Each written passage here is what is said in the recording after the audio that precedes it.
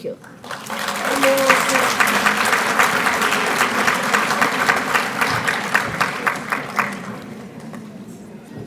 I stand here on behalf of my grandfather, Archbishop Emeritus Desmond Tutu, who sends his deepest regrets for not being able to be here with us tonight. We have recently experienced a death in our family. Okay.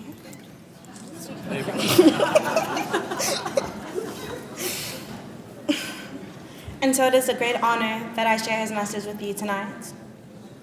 We celebrate the 20th anniversary of South Africa's freedom with a bittersweet taste in our mouths.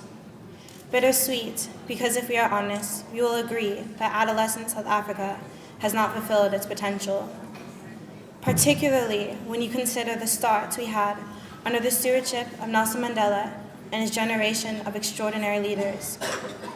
It is almost with a sense of relief that we put our teenage years behind us. There are just 3 brief points I'd like to raise with you this evening. 1, the fact that we are about to go to the polls, and that the air is thick with the rhetoric and bluster of politicians should not cloud the enormity of our achievement in overcoming the apartheid in the relatively peaceful manner that we did. South Africa today is in many respects unrecognizable from the South Africa of yesterday. Our country is a functional democracy with a functional judicial system and a functional economy. This will be our 5th election.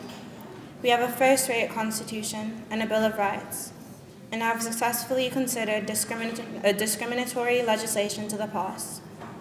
Government has rightly used a high proportion of our taxes to deliver basic services to the poor. South Africans have the freedom of movement, freedom of association, freedom of speech, freedom to worship where and marry whom they wish. When I see children of various degrees of pigmentation happily playing together at the schools in our neighborhood, I stop for a moment just to ponder its glory. I see a mixed-race couple lovingly pushing a pram containing a baby of an indeterminate hue. I catch myself looking up, and yes, the sky is still in place. Wow, we did it. 2, as much as we celebrate our achievements of the past 20 years, we acknowledge the mistakes we have made along the way. We know that we should have been significantly further down our road to freedom. We lament the trappings of power that our politicians vote themselves, whether or not they are technically in compliance with the ministerial handbook. Under their watch, public service has too often become a quick route to tenders and riches.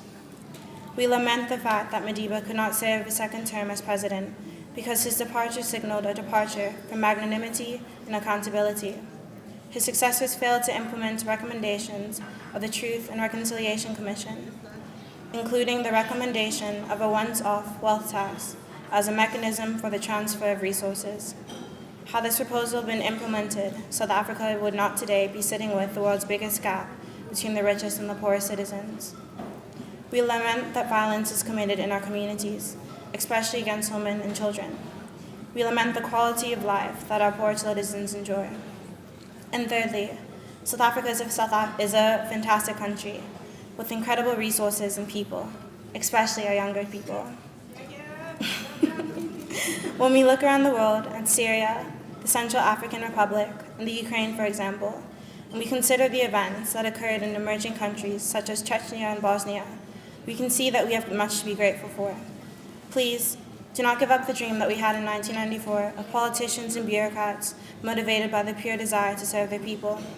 Do not give up our dream of a new kind of fair and compassionate country that cares for all of its people. Humans are natural moral beings. We are able to reason, to disagree, to argue, to reconcile, and to love. That's what sets us apart. Please do not give up on our dream. Thank you.